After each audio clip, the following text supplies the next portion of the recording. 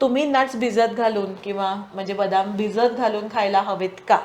तर त्याचं उत्तर इज नाही, गरज नाही आहे. इंस्टाग्राम वगैरेवर पण बरेचदा आपण रील्स बघतो की ज्याच्यात ते म्हणतात तुम्ही भिजत न घालता खाल्लंय तर मग तुम्हाला त्यातनं फायटिक ॲसिड मिळणार किंवा टॉक्सिन्स मिळणार वगैरे, असं काही नसतं.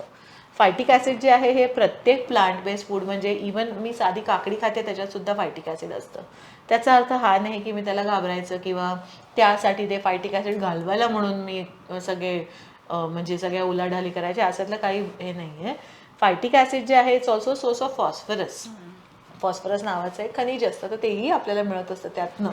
तर त्यामुळे आपण त्याचा एवढा काही बाऊ करायची गरज नाही. हल्ली बरेचदा लोक आमंड बटर, पीनट बटर असं हे मला प्रोटीन मिळतं त्यातनं म्हणून खायला लागले. तर सगळ्यांना मी तुम्हाला सांगू इच्छिते की जे नट बटर्स आहेत किंवा नट्स आहेत तर त्यातनं तुम्हाला दर 100 ग्रॅमला तुम्हाला 50 ग्रॅम हे फॅट मिळत असतं आणि साधारण 14 ते 16 ग्रॅम एवढंच प्रोटीन मिळत असतं तुम्हाला त्याच्यातनं. तर आपण जर प्रोटीन मिळवायला म्हणून जर नट्स खायला लागलो तर ते प्रोटीन तर तेवढं काही मिळणार नाही, पण वजन मात्र वाढून बसेल. त्यामुळे तशी चूक करू नका. तर एनर्जी बारची मुळात पहिली गोष्ट कुणालाच गरज नाही आहे, कुणालाच. म्हणजे तुमचे काहीही गोल्स असो, तुम्हाला एनर्जी बारची गरज नाही आहे.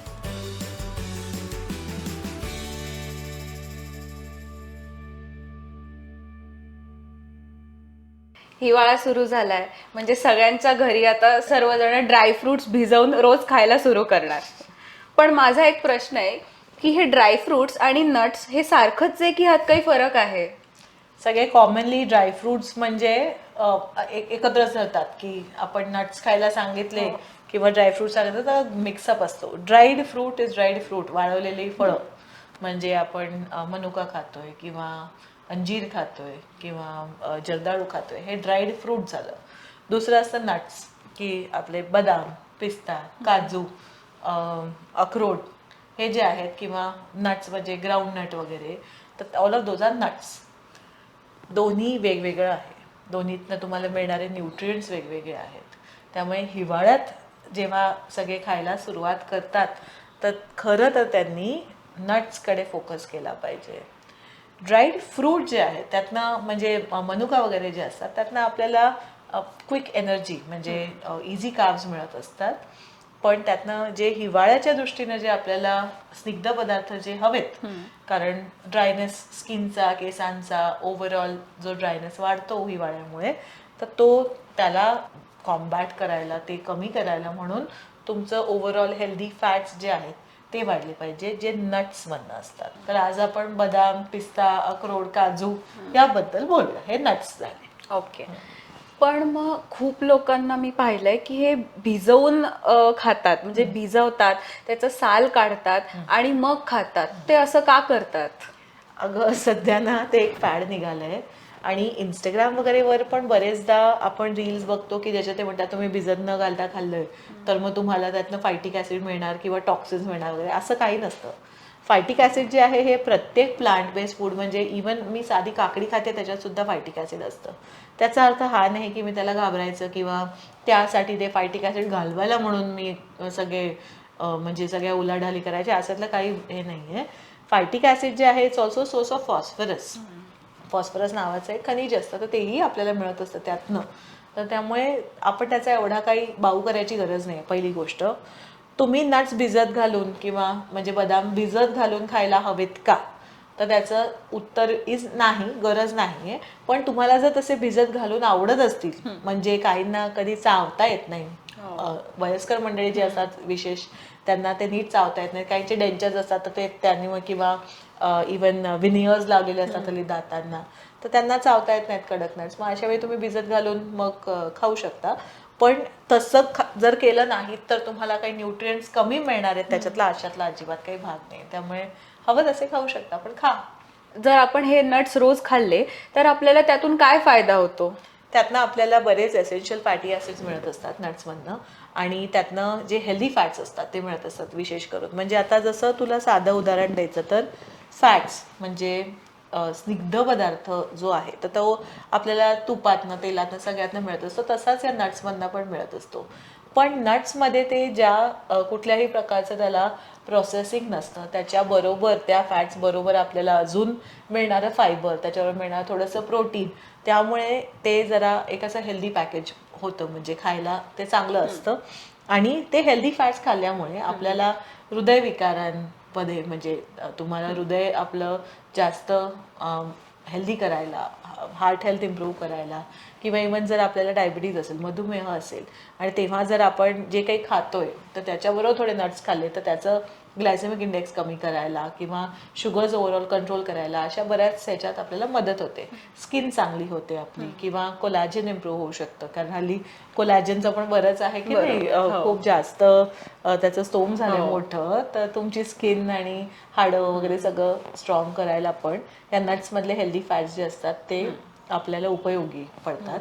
आणि सगळ्यात महत्त्वाचं म्हणजे की इतर काहीही प्रोसेसिंग न करता आपल्याला जे, जसं आता बदाम आहे किंवा काजू आहे, त्याला फारसं काही प्रोसेसिंग नसतं, साफ केलेलं असतं, त्याला काही माती विरी लागली असेल, साल असेल, तेवढं काढलेलं असतं, त्याच्या पलीकडे युजली खूप जास्त प्रोसेसिंग नसतं त्याला. अशा प्रकारचं अनप्रोसेस्ड किंवा लिस्ट प्रोसेस्ड हे जे स्नॅक सारखं असतं ना, की म्हणजे मला कधी भूक लागली थोडीशी तर छोटी भूक केली जसं म्हणतात, तर तसं आपण तेवढं ते नट्स खाऊ शकतोय, त्यातनं आपल्याला हे सगळे बेनिफिट्स मिळू शकतात. फायबरही त्याच्यात बऱ्यापैकी असतं, ते चांगल्यापैकी फायबर असल्यामुळे पण जरी आता मी आज मुठभर बदाम खाल्ले तर माझं पोट भरतं. तर आपल्याला बाकी काही एस्पेशली भुकेच्या वेळी इतर काही अनहेल्दी खात बसण्यापेक्षा नट्स खाल्लेले कधीही उत्तम आहेत, उत्कृष्ट आहेत. तुम्ही नट्सचे तर बेनिफिट सांगितले, पण मग आता हे हेल्दी आहेत म्हटल्यावर लोक अति प्रमाणात खातील, मग आम्हाला याचं प्रमाण सांगाल का, की दिवसभरातनं किती नट्स खाऊ शकतो आपण? Okay, great question. बघ आता एक तर जसं मी म्हटलं तसं की मुठभर तुम्ही नट्स खाऊ शकताय, पण जर आपण कधीही असे म्हणजे नियमितपणे जर नट्स खात नसलो आणि उद्या उठून मी जर सरळ एक मुठभर बदाम खायला लागले तर 4 दिवसांनी माझ्या तोंडावर पुरळ येईल. का बरं? कारण सगळ्या जे खाद्यपदार्थ आहेत त्याच सारखं नट्सला पण डायजेस्ट करायला, एस्पेशली हे जे रिच कॅलरीज पण त्याच्यात बऱ्यापैकी असतात, फॅट बऱ्यापैकी आहे, प्रोटीन आहे, फायबरही आहे, तर ते पचायला थोडे जड असतात त्याच्यातल्या हाय फायबर लोडमुळे.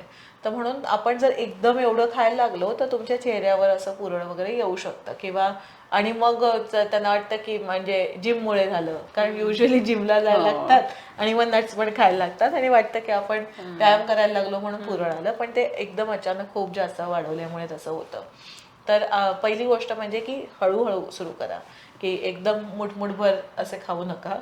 कुणीही म्हणजे एक मुठभर नट्सच्या वर खायची गरज नसते कधीच, म्हणजे आणि प्रत्येकाची मूठ आपण जे उंच मोठे लोक असतात, उंच माणसांचा हात मोठा असतो, त्यांची मूठ तर त्याच्यात जास्त नट्स मावतात असं. सो त्याप्रमाणे कस्टमाइज असतं, तर एक fistful of nuts is like good enough for anyone असं. एक गोष्टीचं लक्षात ठेवायचं, बरेच वेळा हेल्दी म्हणून जसं तू म्हणालीस की हेल्दी म्हटलं की भरपूर खायला लागतात, मग तसं जर तुम्ही करायला लागला तर एकदम चटकन तुमचं वजन पण वाढू शकतं. नट्स जे असतात ना ते पण भरपूर असे कॅलरी रिच असतात, की साधारणपणे कुठलेही आपण आता बदाम, अक्रोड, काजू असे जर बघितले तर 100 ग्रॅममध्ये 500 ते 600 कॅलरीज असतात. त्याच्यात अराउंड 50 ग्रॅम जे आहे ते फॅट असतं. आता 50 ग्रॅम 100 ग्रॅममध्ये फॅट हे भरपूर फॅट होतं. मग ते जर आता मी 2 मुठी खाल्ल्या म्हणजे साधारण 100 ग्रॅम झाले, मग ते खूप जास्त कॅलरी काय किंवा इव्हन फॅट काय ते जास्त होतं. तर त्यामुळे त्याला थोडं लिमिट करणं, म्हणजे मुठमुठभर नाही, एक मुठ एवढंच असं is like more than sufficient for anyone. आणि त्यातही दुसरी गोष्ट लक्षात ठेवायची म्हणजे की मला काजू आवडतात म्हटलं मी काजूच खाणार असं नका करू. म्हणजे जरा आयदर मिक्स नट्स खा किंवा रोटेट करा, म्हणजे सोमवारी काजू, मंगळवारी बदाम, मग अक्रोड असं तरी करा असं. तर तसं करू शकता, म्हणजे कारण प्रत्येकात वेगवेगळे न्यूट्रिएंट्स असतात जरा थोडे, त्यातनं मिळणारे जे आपल्याला बाकी इतर पण जे फायटो न्यूट्रिएंट्स असतात किंवा अँटीऑक्सिडंट्स असतात ते पण वेगवेगळे असतात प्रत्येक नट्समध्ये, तर ते तसे म्हणजे आपल्याला मिळतात. माझ्या जिम ट्रेनरने सांगितलं की वर्कआउट करायच्या आधी नट्स खायचे, पण आई म्हणते की सकाळी सकाळी उठल्या उठल्या नट्स खायचे. मग हे नट्स खायची कुठली योग्य वेळ आहे का? नट्स खायची योग्य वेळ म्हणजे तुम्हाला आयडियली मी तर म्हणते नेहमी की तुम्ही वर्कआउटच्या आधी खाऊ शकता, काही प्रॉब्लेम नाही, कारण ते बऱ्याच वेळ तुमच्या शरीरात राहतं, ते पटकन डायजेस्ट नाही होत. जसं भात खूप पचायला हलका असतो, भात चटकन डायजेस्ट होतो, तर तसं नट्सचं होत नाही, कारण त्याला वेळ लागतो डायजेस्ट व्हायला. तर तुम्ही सकाळी वर्कआउटच्या आधी नट्स खाऊ शकता, काही प्रॉब्लेम नाही आहे. पण तुम्ही इवन लेटर म्हणजे 4 वगैरे वाजता पण जेव्हा तुम्हाला भूक लागते तर तेव्हाही खाऊ शकता. तर प्रत्येकाच्या प्रकृतीवर, प्रत्येकाच्या रुटीनवर ठरतं, किंवा काय त्यांना आवडतंय कधी खायला ह्यावर तुम्ही ठरवू शकता. असं म्हणजे ट्रेनरने सांगितलं की मला वर्कआउटच्या आधी खायचं आहे, पण तेव्हा मला भूकच नसेल तर कंपल्सरी खाऊन काही उपयोग नाही, असं. तर decide as per your routine असं. मग आपल्याला या नट्समधनं कुठले कुठले न्यूट्रिएंट्स मिळतात आणि सर्वात महत्त्वाचं म्हणजे प्रोटीन मिळतं का? न्यूट्रिएंट्स म्हणजे जसे हेल्दी फॅट्स मी सांगितलं तर तसे मिळतात. त्यातनं थोडे ओमेगा 3 फॅटी ॲसिड्स पण मिळतात आपल्याला, जास्त नाही, थोडे. इवन आपल्याला प्रोटीन, येस, असतं प्रोटीन.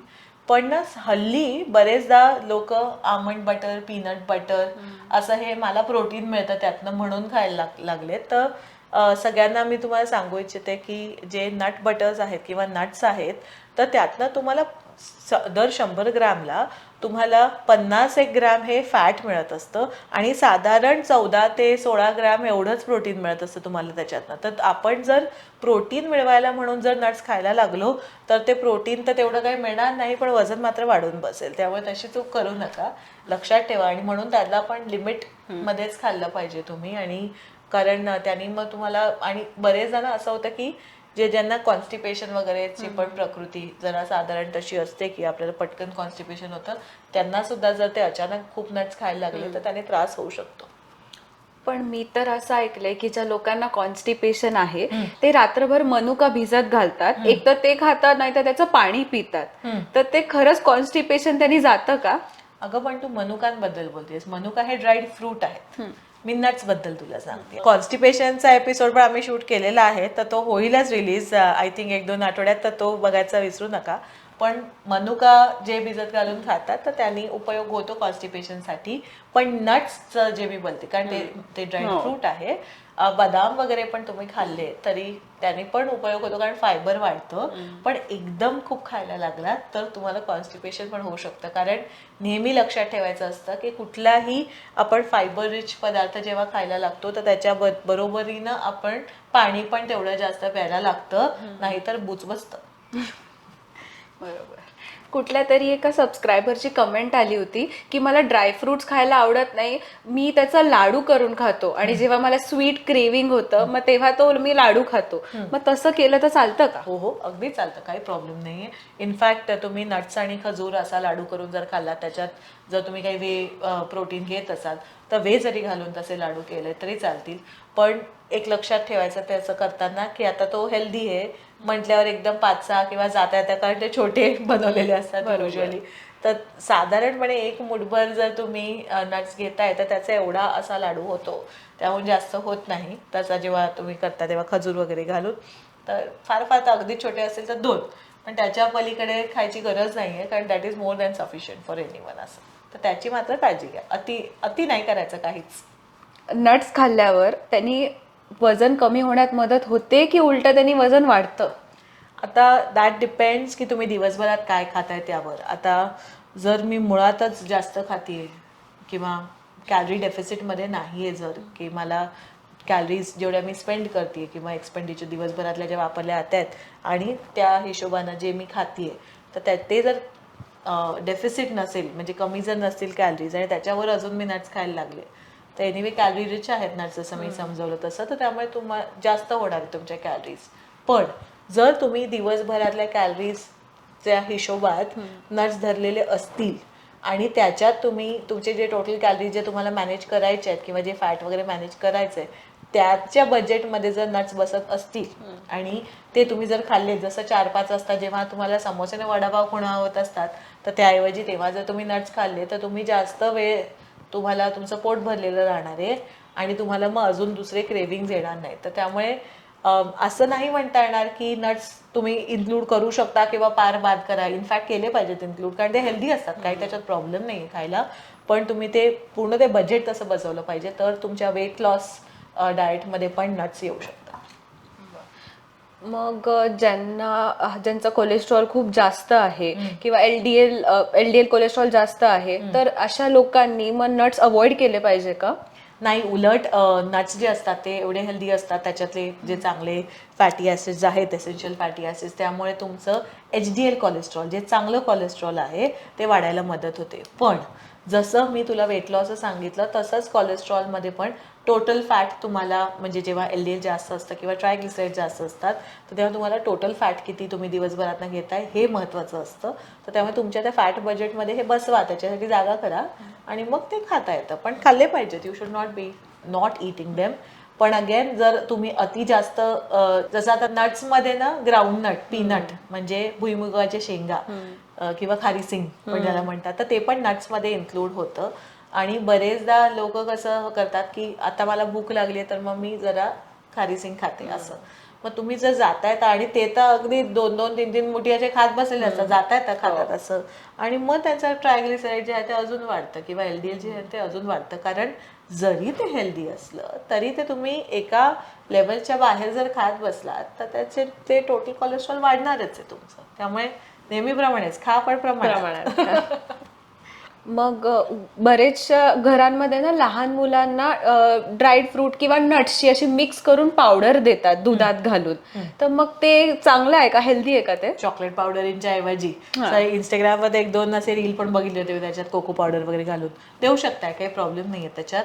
पण एक फक्त लक्षात ठेवायचं त्याच्यात की नट्समध्ये ना, म्हणजे आता बदाम, पिस्ते जे काही आहे तर त्याच्यात आयर्न पण असतं, आणि ते जेव्हा आपण दुधाबरोबर खातो तर दुधातलं कॅल्शियम जे असतं ते त्या आयर्न बरोबर भांडतं, आणि मग ते म्हणतं की या आयर्नला मी आत ॲब्झॉर्ब होऊ नाही देणार शरीरात. त्यामुळे आणि लहान मुलांना खास करून त्यांचं आयर्न लेवल जे आहे त्याच्याकडे लक्ष द्यायला लागतं आपल्याला. सगळे म्हणजे फक्त कॅल्शियमकडेच लक्ष देतात की हाडं स्ट्रॉंग व्हायला पाहिजे, पण आयर्नकडे पण लक्ष देणं गरजेचं असतं. कारण त्याच्याने तुमचं ब्रेन फूड म्हणजे म्हणतात की कॉग्निटिव्ह स्कोर्स जे असतात, कॉग्निशन किंवा ब्रेन डेव्हलपमेंट जे आहे ते आयर्न डिसाईड करत असतं. तर त्यामुळे तुम्ही असं मिक्स करून जर दिलं तर ते आयर्न अब्झॉर्ब नाही होणार. त्यापेक्षा लहान मुलांना तर जो तो लाडू जे आपण म्हटलं की खजूर आणि नट्सचा लाडू, तर तसं करून दिलं तर दॅट इज बेटर की तुम्ही दुधात घालून देण्यापेक्षा. खूप लोकांना तसंही नट्स नुसते खायला आवडत नाही, मग हल्ली बाजारात ना ते एनर्जी बार्स मिळतात ज्याच्यात नट्स असतात, तर पण त्याच्यात साखरही असते. मग आपण कशी निवडायची आहे ती एनर्जी बार जी हेल्दी आहे? तर ते एनर्जी बार घ्यायचे नाही ज्याच्यात साखर आहे, पहिली गोष्ट. कारण जर मला 4 दाणे आणि 5 चमचे साखर खायला लागणार असेल तर त्यापेक्षा मी ते दाणे न खाल्लेलं बरं आहे. ठीक आहे. हल्ली बाजारात मिळणारे बरेच बार्स असे असतात की ज्याच्यात दाणे 4 दाखवलेले असतात आणि बाकी सगळी साखरच असते, थोडे ओट्स वगैरे असतात असं. तर एनर्जी बारची मुळात पहिली गोष्ट कुणालाच गरज नाही आहे, कुणालाच. म्हणजे तुमचे काहीही गोल्स असो, तुम्हाला एनर्जी बारची गरज नाही आहे. पण अनेक वेळा असं होतं की काही याचं कॉम्पोजिशन वेगळं असतं की त्याच्यात जरा थोडं वे कॉन्सन्ट्रेट आहे, थोडे खजूर आहेत, थोडे बदाम वगैरे आहेत किंवा पिस्ताशिओज आहेत. तर असे जर बार असतील तर त्याच्यातलं बघा की वेगळी साखर काही पहिले घातलेली नाही ना त्याच्यात, आणि मग ते तुमच्या दिवसभराच्या जे काही तुम्ही कॅलरीज खाताय तर त्याच्यात जर बसत असेल त्या बजेटमध्ये तर तुम्ही खाऊ शकताय. पण माझे एक पेशंट होते, तर त्यांना जेव्हा मी असं हे प्रोटीन बार खायला सांगितलं होतं तर ते म्हणे की हा ठीक आहे, अरे वा हे छान आहे, हेल्दी आहे. मग ते प्रत्येक जेवणानंतर खायचे, सकाळी दुपारी संध्याकाळी. आणि मग म्हणे माझं वजन कमी नाही होते. का नाही कमी होते? मग लक्षात आलं की हे जे बार जे आहे जे त्यांना 4 वाजता एकदा जर भूक लागली तर खायला सांगितलं होतं, त्यांना ते खाऊन इतकी मज्जा वाटली की ते सकाळ दुपार संध्याकाळ खायला लागले, आणि मग त्यामुळे त्यांचं वजन वाढत होतं. त्यामुळे नेहमी लक्षात ठेवा, कुठल्याही प्रकारचे जेव्हा तुम्ही बदाम, काजू, पिस्ते, अक्रोड, हे इवन भुईमुगाच्या शेंगा असं खात असतात, शेंगदाणे जेव्हा खाताय तर तेव्हा त्याच्यात भरपूर फॅट आहे, त्याच्यात भरपूर कॅलरीज आहेत. तर त्यामुळे तुम्ही ते मर्यादेत म्हणजे जरा प्रमाणातच खायला लागतात. तुम्ही त्याला बेफाम असे जाता येता कितीही दाणे आवडत असले तरी तसे खायचे नसतात, ह्याच्याकडे लक्ष ठेवा. अजून एक प्रश्न म्हणजे लहानपणी ना मला काजू खूप आवडायचे, तर मी येता जाता काजू खायचे, आणि ती एक गोष्ट पण होती ज्यात तो मुलगा काजू खूप खातो मग त्याचं पोट दुखतं, आणि खूप लोकांच्या मनात असं आहे की काजू खाल्ल्याने खूप जास्त फॅट वाढतं, कॉन्स्टिपेशन होतं, तर हे सगळं खरं आहे का? काजू खाऊन फॅट वाढतंच. काजू खाऊन तुम्हाला कॉन्स्टिपेशन काय पोट दुखणे होऊ शकतं, कारण तू काय केलंस, खूप जास्त खाल्लं ना जाता येतात. जसं मी लहानपणी खारे पिस्ते आणले होते, कोणीतरी दुबईहून आले होते, त्यांनी छानपैकी सॉल्टेड पिस्ताशियो दिले होते, जाता येता मी खाल्ले. जे पुरळ आलं माझ्या तोंडावर, कारण मी कॉन्स्टिपेट पण झालेले होते तेव्हा. कारण अचानक म्हणजे कालपर्यंत मी काही जे पिस्ते खात नव्हते आणि आज मी एकदम जाता येता जे अर्धा किलोचं पाकिट प्रॉब्ली फस्त केलं असेल मी 4 दिवसात ॲज अ लिटल किड. पण त्यामुळे मला एकदम अचानक पुरळ आलं आणि मग सगळ्यांना वाटलं की अरे बापरे वयात आली काय म्हणून पुरळ आलं, पण ते पिस्त्यामुळे होतं. तर तसं होऊ शकतं, तुम्ही कॉन्स्टिपेटही होऊ शकता त्याच्याने. अचानक तुम्ही जेव्हा फायबर लोड एवढा वाढवता किंवा अचानक जेव्हा, आणि ते पचायला जड असतात, हे नट्स जे असतात ते हलके नसतात पचायला, जसं मी म्हटलं तसं. तर अचानक जर आपण तसं खायला लागलो तर दोन्हीही त्रास हे होऊ शकतात. आय होप नट्स बद्दल तुमचे सगळे प्रश्नांचे उत्तरं तुम्हाला मिळाले असतील. ऑइल सीड्सवर जर तुम्हाला एपिसोड हवा असेल तर ते कमेंट्समध्ये आम्हाला नक्की सांगा. आणि तसं मराठी@gmail.com वरही तुम्ही तुमचे प्रश्न विचारू शकता. आणि हा एपिसोड शेअर करायचं विसरू नका, सबस्क्राईब पण करा जर केलं नसेल तर. आणि आम्हाला नक्की नक्की कळवा कमेंट्समध्ये की तुम्हाला आवडला की नाही हा एपिसोड, आणि अजून काय माहिती हवी आहे तेही सांगायचं विसरू नका. आणि नेहमीच लक्षात ठेवा, तुमचं आणि आमचं सेम असतं.